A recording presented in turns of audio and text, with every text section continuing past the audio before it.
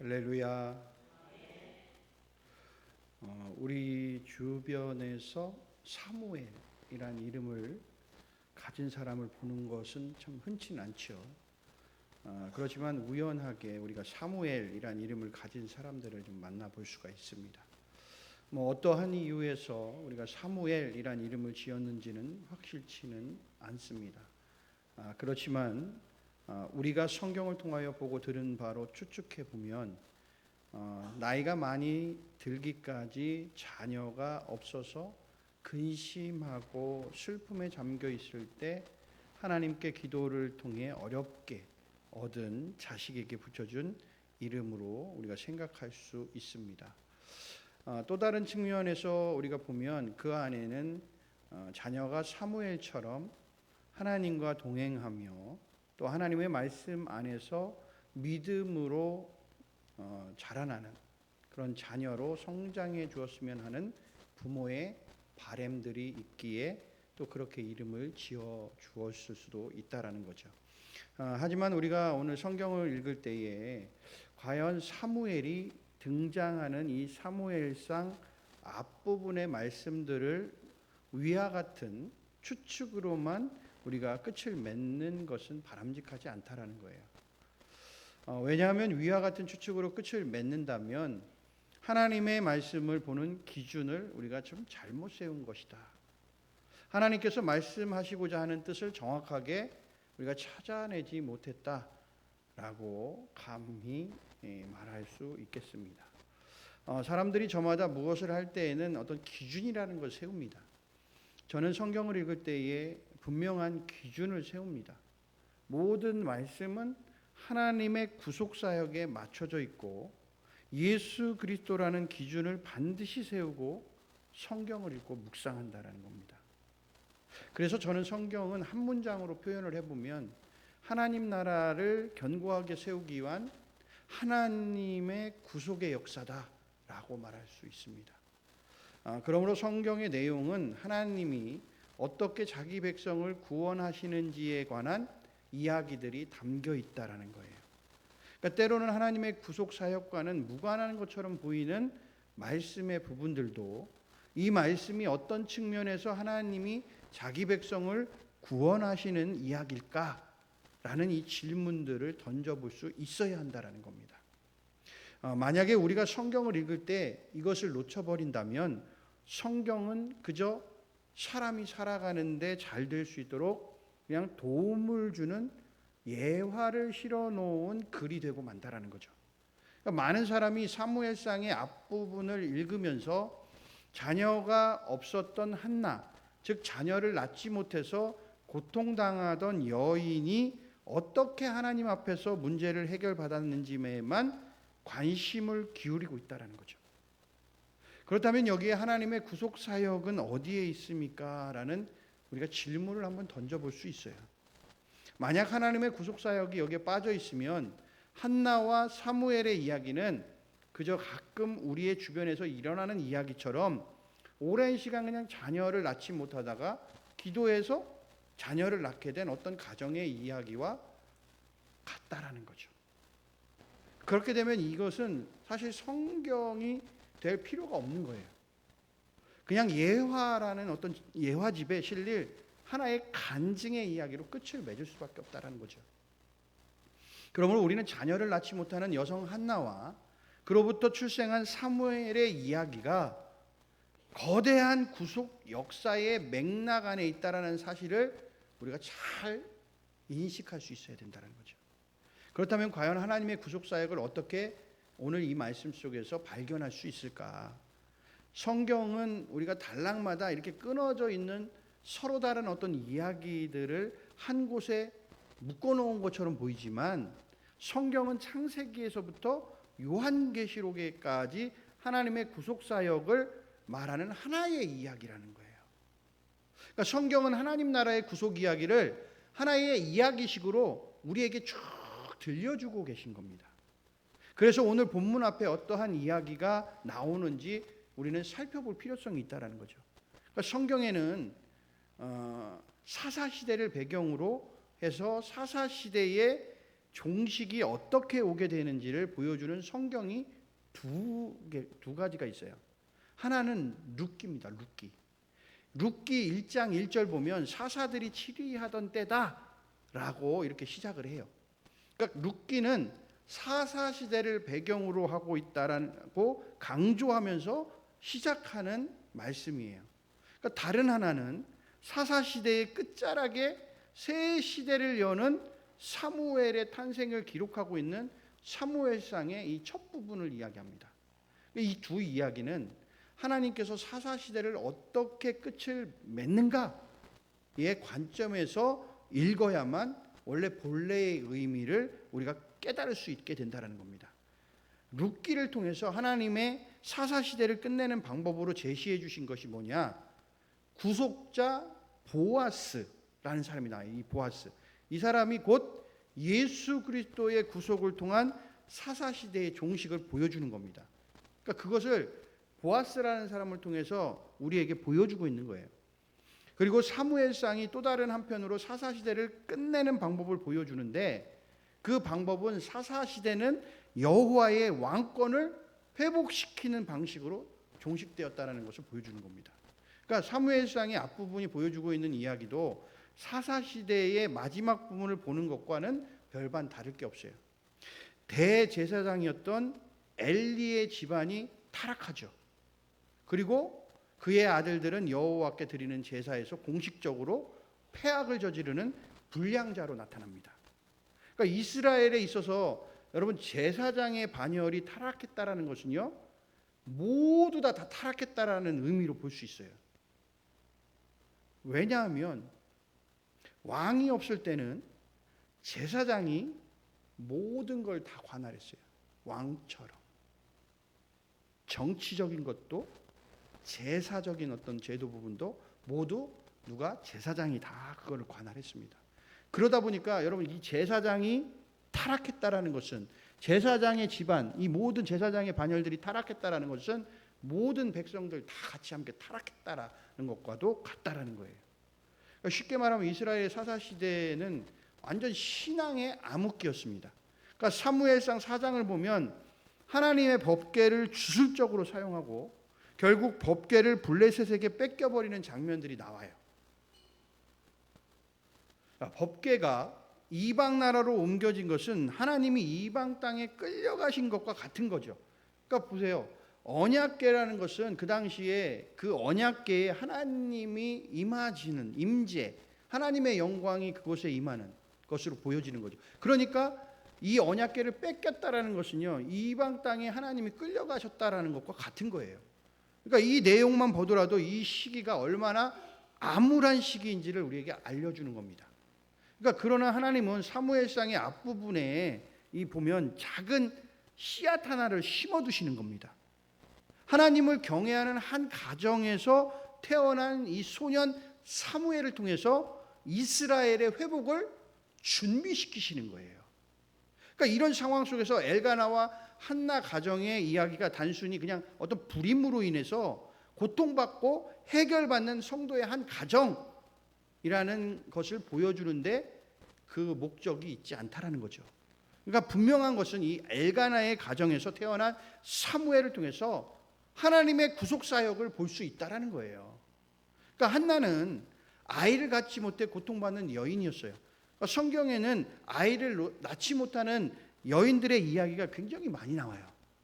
성경 속에 등장하는 불임 여성에 관한 이야기를 종합해서 깊이 묵상하면 우리가 그동안에 생각하지 못했던 결과를 얻어낼 수 있거든요. 그러니까 불임 여성은 여호와께서 자신의 권능을 나타나시기 위해서 고의적으로 행하시는 사역으로 성경에 계속 종종 등장해요. 그러니까 대표적으로 보면 창세기의 족장들의 아내들은 모두가 불임 여성이었었어요. 그러니까 창세기 11장 30절에 보면 사레는 임신하지 못함으로 자식이 없었다라고 말씀하시죠. 그러니까 아브라함의 아내 사라는 애초에 하나님이 아브라함을 선택하실 때 불임이었다라는 점이 강조되는 거죠. 그러니까 창세기 본문과 신약 성경의 해석을 통해서 볼 때 하나님이 이 불임이었던 사라를 선택하신 이유는 아브라함을 통해 이루실 하나님의 나라가 전적으로 하나님만을 의지하는 나라가 되어야 한다는 걸 보여주시는 거예요. 그러니까 그래서 하나님이 고의로 아이를 낳을 수 없는 노부부를 부르는 거죠. 그래서 하나님의 나라를 세우시려고 하나님의 계획과 섭리 그리고 역사하심을 그곳에서 나타내 보여주시는 거예요. 그러니까 로마서 4장 19절에 보면 그가 100세나 되어 자기 몸이 죽은 것 같고 사라의 태가 죽은 것 같음을 알고도 믿음이 약하여지지 아니하고 라는 말씀이 나와요. 그러니까 히브리서 11장 11절에 가보면 믿음으로 사라 자신도 나이가 많아 단산하였으나 잉태할 수 있는 힘을 얻었으니 이는 약속하신 이를 미쁘신 줄 알았습니다 라고 말씀해요. 그러니까 오직 하나님 말을 의지하는 믿음을 통해서 생명의 주관자이신 하나님께서 이 죽은 태를 연 것으로 비유하고 있는 거죠. 그러니까 아브라함뿐만이 아니에요. 창세기 25장 21절의 말씀에 가보면 이삭이 그의 아내가 임신하지 못함으로 그를 위하여 여호와께 간구하매 여호와께서 그의 간구를 들으셨으므로 그의 아내 리브가가 임신하였더니 라고 말씀합니다. 그러면서 이삭의 아내 리브가 역시 성경에는 잉태하지 못한 여성으로 기록이 되고 있는 거죠. 자, 그리고 창세기 30장 1절에 가보면 라헬이 자기가 야곱에게서 아들을 낳지 못함을 보고 그의 언니를 시기하여 야곱에게 이르되 내게 자식을 낳게 하라. 그렇지 아니하면 내가 죽겠노라. 이 야곱의 아내 라헬도 임신하지 못하는 여성으로 나타납니다. 자, 위 말씀의 예를 보면 이 창세기의 세 족장이 모두 불임 여성을 아내로 두었다라는 점이에요. 그리고 놀라운 사실은 그 불임 여성들을 통해서 낳은 자녀들이 하나님의 언약의 백성으로 하나님 나라를 세워가는 지도자들로 세워졌다라는 겁니다. 그러니까 왜 그럴까? 왜? 하나님은 자신의 나라를 세우실 때에 그 나라는 인간의 힘을 의지하지 않고 오직 하나님의 힘만으로 서는 나라를 가르치시기 위해서 그렇게 하셨다라는 거예요.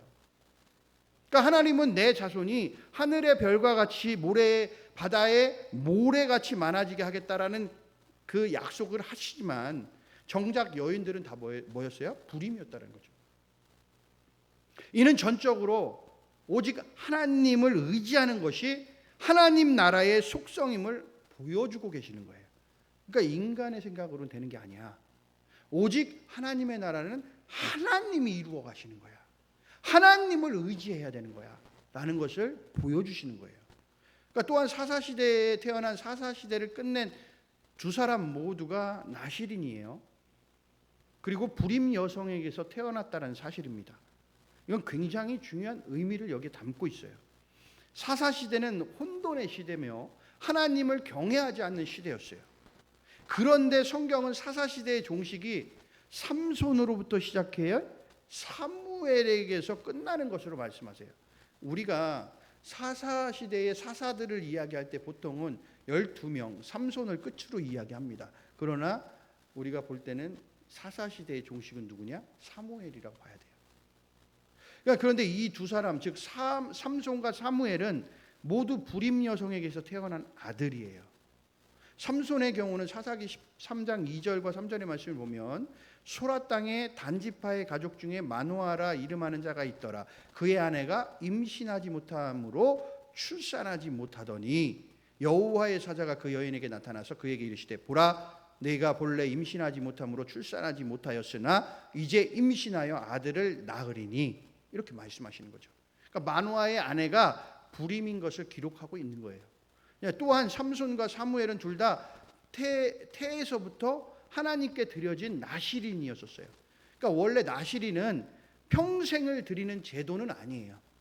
민수기 6장에 가보면 이 나실인 규례가 나오는데 일정 기간 동안 하나님께 바치는 제도거든요. 그런데 이 두 사람은 평생을 나실인으로 드린 자들이에요. 그러니까 이런 점을 종합해 보면 성경은 하나님이 족장들에게 불임 여성들을 통해서 이스라엘을 구원할 자가 나게 하셨다라는 것은 물론 하나님은 사사시대의 종식이 하나님만을 전적으로 의지하는 것을 통해 이루기를 원한 것이었다라는 것을 우리에게 말씀해 주시고 계시는 거죠. 그러니까 여러분 사사시대의 특징이 뭡니까? 어떤 게 사사시대의 가장 큰 특징이에요? 인간이 왕이 되는 거 이거예요. 근데 이 아브라함이 처음 등장하는 창세기 12장의 상황과 굉장히 좀 흡사해요. 창세기 11장은 무슨 이야기가 나옵니까? 창세기 11장에 무슨 얘기가 나오죠?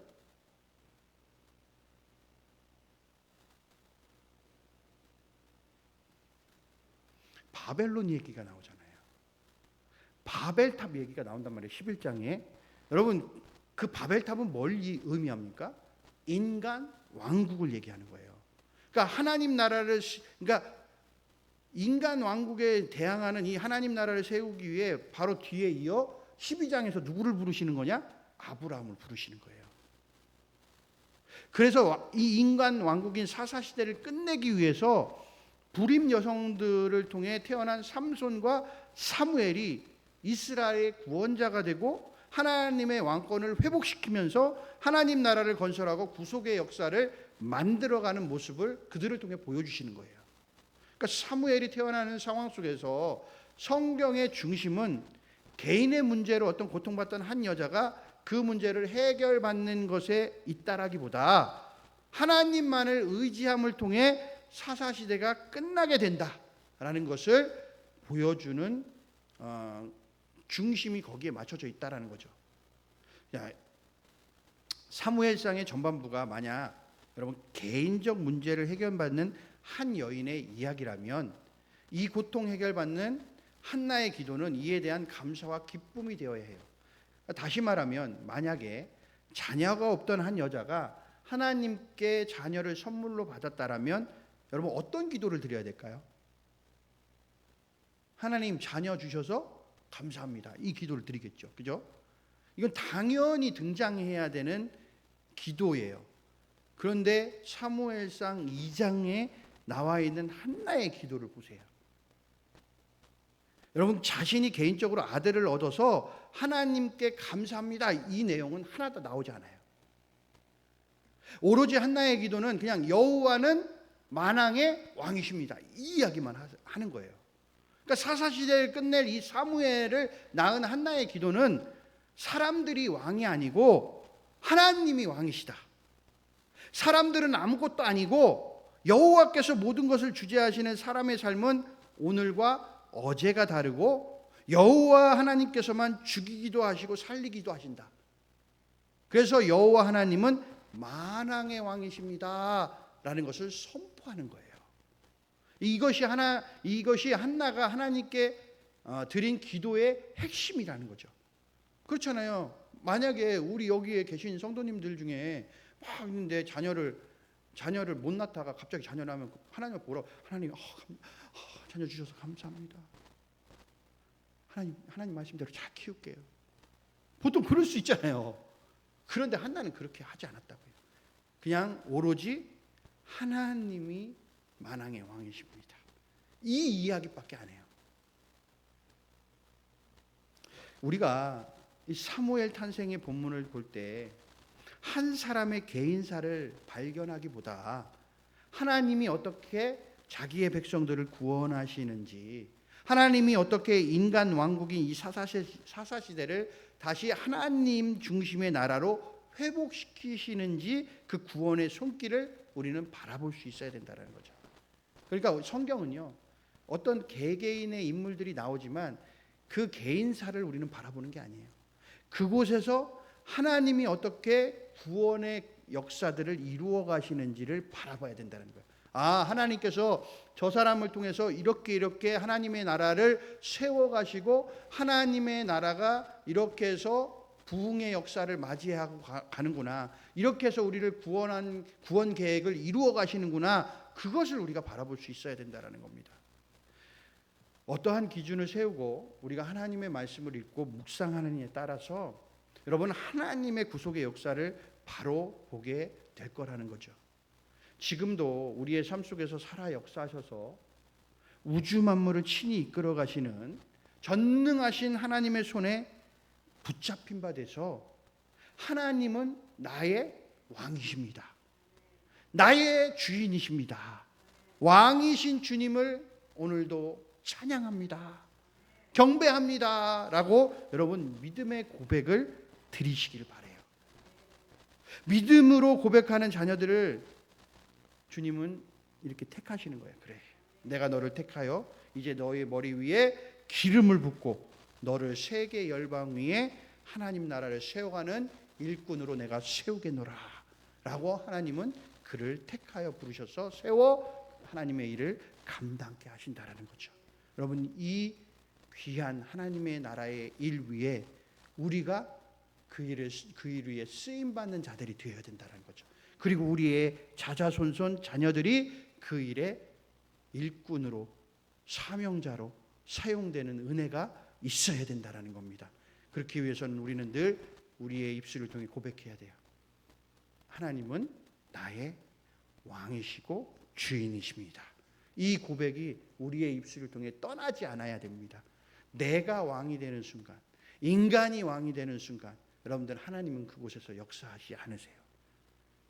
내가 낮아지고 나는 없고 오직 하나님만이 우리를 다스리시는 왕이십니다 라고 고백할 때, 그때 비로소 하나님은 우리를 통해 역사하시고 모든 하나님의 나라를 아름답게 견고하게 세워나가신다는 겁니다. 여러분, 그 위에 우리가 쓰임받기를 원합니다.